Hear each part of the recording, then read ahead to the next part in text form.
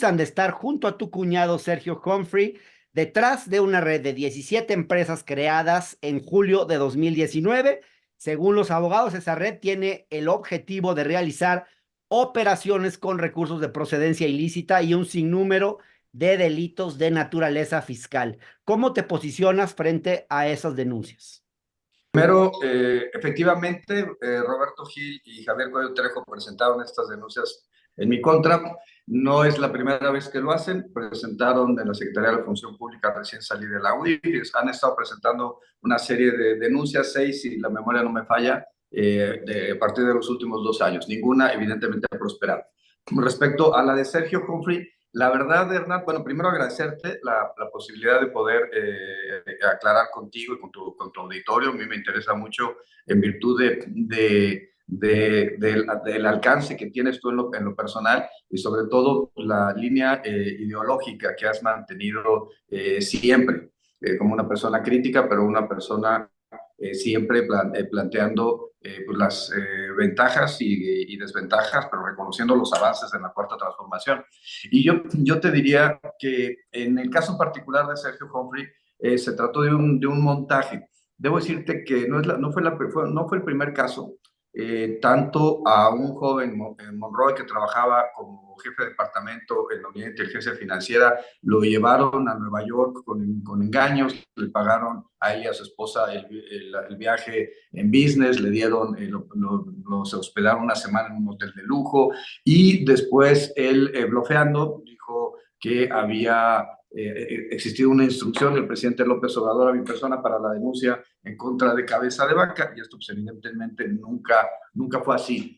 Después llevaron a un consultor de Tamaulipas a Houston, y de ahí nuevamente con engaños, diciendo que le iban a firmar un contrato para tener acceso a encuestas en las 32 entidades federativas sobre la legalización de la cannabis. Y en ese caso en particular, él menciona y lo graba diciendo que que había ayudado al gobernador Américo Villarreal a conseguir 2 votos de diputadas panistas, y eso lo hacen público. Y el tercer caso fue el caso de Sergio Humphrey. A él lo contactan y a su socio, se dedican, entre otras cosas, a ser abogados de empresas petroleras, y se los llevan, les pagan el viaje a Londres, les pagan el hospedaje una semana en Londres, que finalmente es una de las ciudades más caras del mundo. Y en una cena les preguntan que si tienen relación con nosotros. Y les llama mucho la atención a Sergio, que le preguntan que si conoce a Carla Humphrey, y después que si me conoce a mí. ¿Por qué una empresa petrolera en Londres tendría interés de quién es una consejera electoral en México? Y bueno, entonces dice que él me asegura que se encuentran absolutamente truqueados, que se encuentran alterados el audio, donde lo único que menciona él es que en mayo del año 2023, el año pasado, que fue cuando lo grabaron, que yo pues, asesoraba en algunas cosas a su empresa. Quiero decir que primero, de las 17 empresas, la primera se constituyó en el año, en realidad, en el que solamente 2 constituye Sergio Humphrey, y la primera se constituye en el año 2013, cuando el cuñado de Sergio Humphrey se llamaba Roberto Gil Suárez, no Santiago Nieto. Segundo, debo decir que hay otras 15 empresas que no constituyó en ningún momento Sergio Humphrey, lo constituyó el despacho CRIL, y lo que él me menciona es que él es apoderado, es decir, tiene un poder de las empresas para poder representarlos jurídicamente. No es ni su representante legal, ni las constituye, y son empresas que no tienen absolutamente nada que ver conmigo. Es importante decir que se trata de SECADES, es decir, es un tipo de empresa que se constituye con una sociedad mercantil por un lado, y por otro lado con el dinero de las AFORES. Esta empresa tiene inversiones fuera del país, pero el recurso no es un recurso de procedencia ilícita, porque los recursos provienen del pago de los trabajadores a sus AFORES. Discutamos discutamos el tema de los afores. Por eso yo estoy a favor de regresar al modelo de pensiones que el presidente López Obrador ha planteado dentro del Plan C. Pero lo que quiero llamar la atención es que no tienen ninguna relación conmigo. Yo no soy accionista, no recibo recursos de estas 15 empresas del grupo de CRIL, y que en todo caso un par de pagos que he recibido por parte de mi cuñado, que están reportados en Hacienda, han sido por asesorías que le he dado después de haber sido titular de la Unidad de Inteligencia Financiera. Es decir, no tienen ninguna relación con mi etapa de funcionario en la UIF.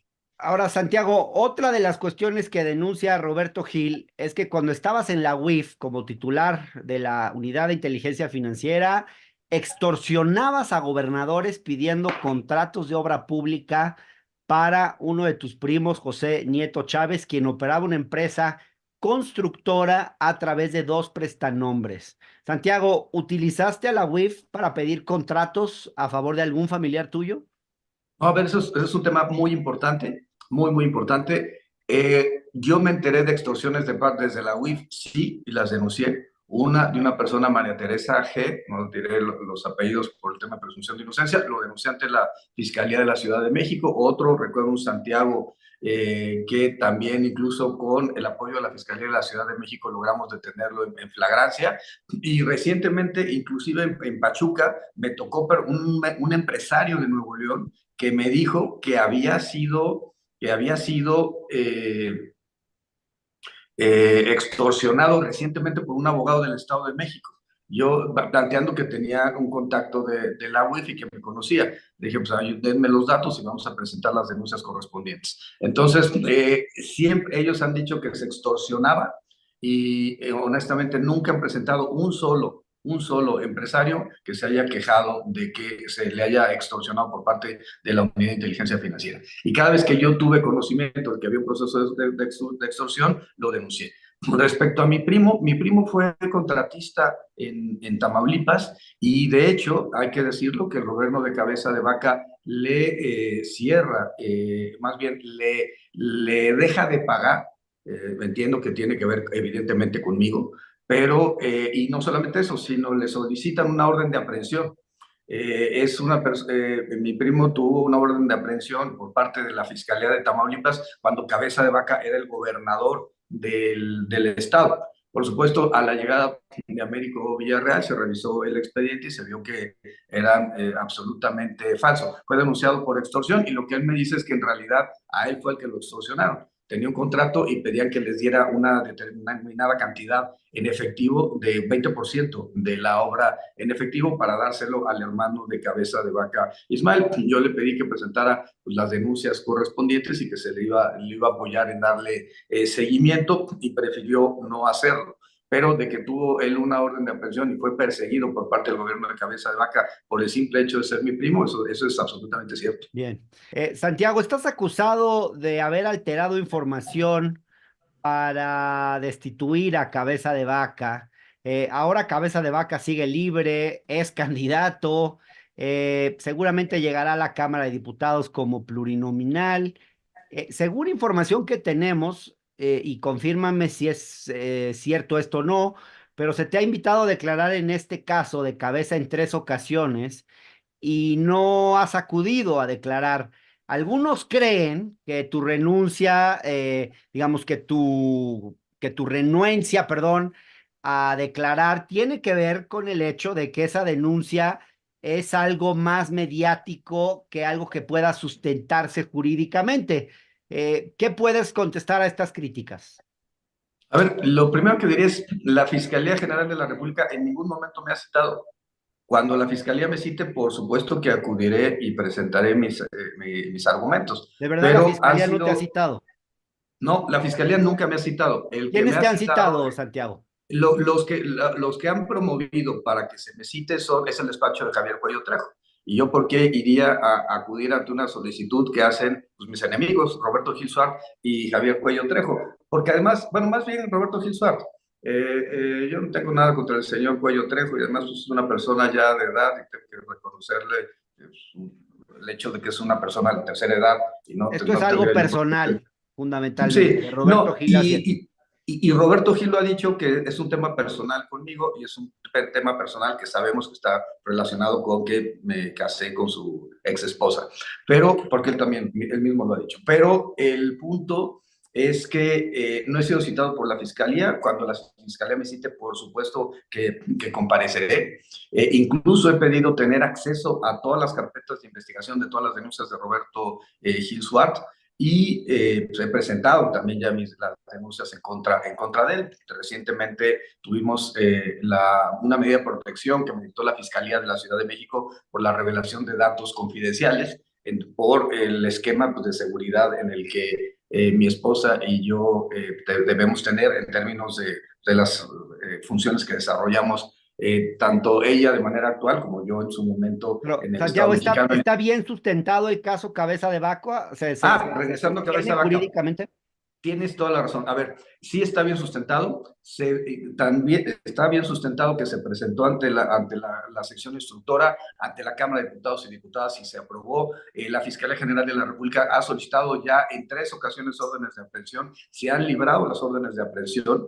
Que no se hayan cumplimentado tiene que ver con otra cosa. Una la revocó la Suprema Corte de Justicia, otra hay una suspensión que le otorgó un juez de distrito. El juez de distrito, que hay que decirlo, Faustino, que ya fue removido de ese juzgado en Reynosa, pero que es el juez que le ha concedido 12 amparos a Cabeza de Vaca, a sus hermanos, a la esposa, tanto al fiscal anticorrupción, y que es el finalmente el que a mí me lleva a una reflexión muy importante respecto a lo que quiere el presidente López Obrador en materia de Poder Judicial. Es necesario reformar al Poder Judicial para quitar este tipo de personajes que están protegiendo a entes del status quo. Pero regresando al caso, ¿qué cosas anormales encontramos en el asunto de Cabeza de Vaca? Primero, el tema de que como 2 empresas fachada le dan dinero a una SOFOM, la SOFOM paga el departamento los 14 millones en la época de las reformas estructurales de Peña Nieto, y él vende ese departamento por 43 millones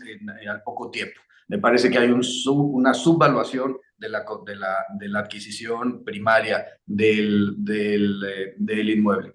Dos, hay 83 millones de pesos que fueron desviados del gobierno del Estado, que según la Auditoría Superior de la Federación no fueron ejecutadas las obras y que se transfirieron a algunos empresarios y que terminan llegando por distintos medios a Cabeza de Vaca, 33 de estos 83 millones.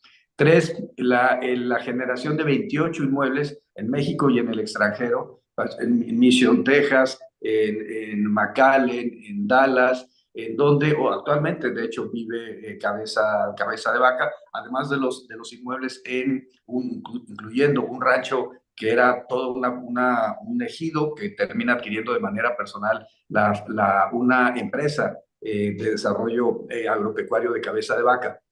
Cuatro, pues la generación de estos restaurantes, del viñedo, de los campos de energía eólica en los terrenos de Cabeza de Vaca, y todo esto, y del flujo de recursos en efectivo. Estamos Bien. hablando que el padre de Cabeza de Vaca en algún día mueve $150,000, en otro día $350,000. Todo esto se encuentra en la Fiscalía General de la República. Se ha solicitado una orden de aprehensión recientemente librada, y por eso yo lo que creo es que hay que esperar la resolución del Tribunal Electoral respecto a si Cabeza de Vaca realmente va a poder ser candidato o no. Claro. Yo veo Ahora, tres. Santiago, una de las razones por las que Cabeza te acusa de perseguirlo con fines políticos es que él dice que presentaste un oficio supuestamente falso en el que el FBI solicitaba información sobre él y que es lo que le permitió a la UIF o fue el sustento para que la UIF pudiera congelar las cuentas del exgobernador. Incluso el 9 de febrero el presidente de la República, Santiago, dijo en la mañanera que él mismo tenía entendido que en efecto ese documento era apócrifo. ¿Podrías confirmarnos aquí que el gobierno de Estados Unidos te solicitó esa información y que en efecto hay un documento auténtico, válido legalmente para haber, digamos, procedido como se procedió? ¿O cómo es que Cabeza de Vaca puede insistir tanto en que ese documento es inválido? Cabeza de Vaca miente y quiere confundir dos documentos distintos. El primero es un correo electrónico que llegó por el grupo Egmont, FinCEN lo manda a la UIF, donde vienen los datos de la familia Cabeza de Vaca y que da origen a la investigación. Y por otro lado, se encuentra el oficio del FBI, que es el oficio de congelamiento de cuentas. Ese es el que él señala que es apócrifo y ha dado un argumento, que la firma no coincide. ¿Quién firma el oficio del FBI, Santiago?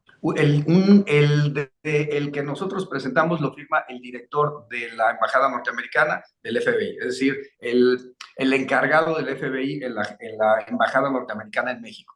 Y ellos tienen una firma. ¿Te refieres a Joseph González? A Joseph González. En Ya. ese momento era el titular, hoy en este momento ya no lo es. Ya Joseph no. González es el que firma el documento y Cabeza de Vaca muestra otro documento de Joseph González con las iniciales PA, AD, perdón. ¿Qué significa esto de el AD After Director? Es decir, es una firma por ausencia. Lo que nosotros ponemos de PA cuando alguien firma por ausencia es exactamente lo mismo, por eso las firmas no coinciden. Y lo que cuando viene la jurisprudencia Medina Mora, lo que nosotros hacemos es, para poder salvaguardar los congelamientos de cuentas, era entregar información a las agencias norteamericanas y que en todo caso, si ellos veían un caso, que nos hicieran la solicitud. En el caso particular, nos solicitan que valoremos si congelábamos las cuentas o no. Por supuesto que no pueda venir una instrucción de una agencia norteamericana a una agencia mexicana, como era la Unidad de Inteligencia Financiera. Pero ¿qué fue lo que hicimos? Lo que hicimos fue entregarles información para que ellos iniciaran un caso en Estados Unidos y ellos nos entregan ese oficio. El oficio es verídico, y yo se lo hice el conocimiento al presidente de la República después de la participación en la mañanera. Le mandé una nota aclaratoria en la cual le decía, o informativa, en la cual le decía las condiciones en que se había obtenido ese oficio, el objeto del oficio. Por ese oficio no se inició la investigación se había iniciado antes, y ese oficio sirvió de fundamento para poder sostener el congelamiento de cuentas. Él ya no comentó nada, el presidente, sobre el tema. No, ya no comentó